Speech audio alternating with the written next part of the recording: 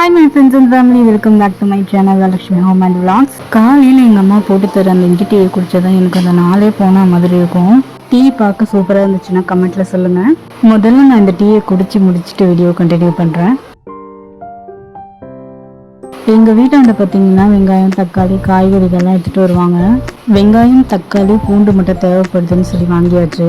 வெங்காயம் வந்து பார்த்திங்கன்னா 4 கிலோ 100, தக்காளியும் 4 கிலோ 100, பூண்டு கிலோ 200.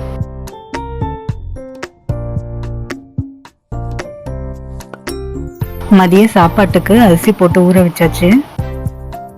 இன்னைக்கு காலையில் ஒரு ஹெல்தியான பிரேக்ஃபாஸ்ட் என்னன்னு சொல்லி பார்க்கலாம் வாங்க.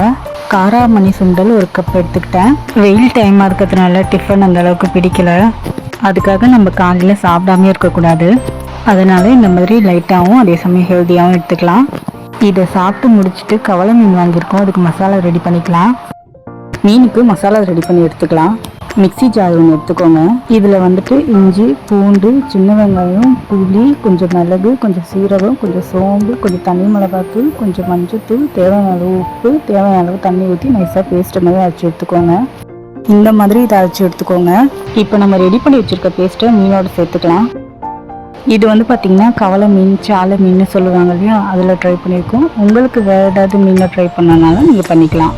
இந்த மசாலாவை மீனோட மிக்ஸ் பண்ணதுக்கப்புறம் பார்க்கலாம். மீனோட மசாலாவையும் சேர்த்து நல்லா மிக்ஸ் பண்ணியாச்சு. உங்களுக்கு வேணும்னா நீங்கள் உடனே கூட ஃப்ரை பண்ணிக்கலாம். ஒரு வேளை உங்களுக்கு அவசரம் இல்லைன்னா நீங்கள் ஒரு 1/2 hour இல்லை 1 hour ஃப்ரிட்ஜில் வச்சுட்டு அப்புறம் எடுத்து ஃப்ரை பண்ணிங்கன்னா மசாலா இன்னும் சூப்பராக இருக்கும். இப்போ இந்த மீனை நான் ஒரு 1/2 hour ஃப்ரிட்ஜில் வச்சுட்டு அப்புறம் தான் வறுக்க போகிறேன். வறுக்கும்போது பார்க்கலாம். 1/2 hour ஆயிடுச்சு. இப்போ நம்ம மீனை வறுத்து எடுத்துக்கலாம். தோசை தவாவில் தேவையான அளவு எண்ணெய் ஊற்றிக்கோங்க. எண்ணெய் கொஞ்சம் சூடாகட்டும். எண்ணெய் வந்து நல்லா சூடாகிடுச்சு. இப்போ நம்ம மீனை வச்சுக்கலாம்.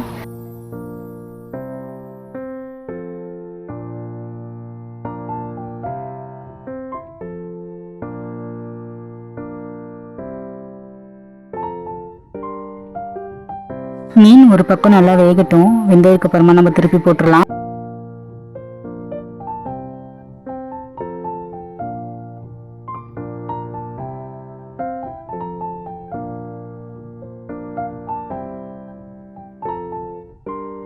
மீன் ஒரு பக்கம் வெந்துருச்சு, இன்னொரு பக்கமும் திருப்பி விட்டாச்சு.